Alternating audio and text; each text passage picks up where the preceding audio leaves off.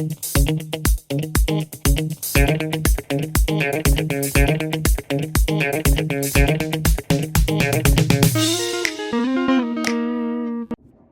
there, it's me again.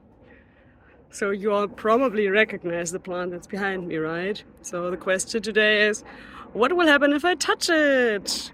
Although that one is too easy, right? So let's look at another question that might be a little bit more interesting.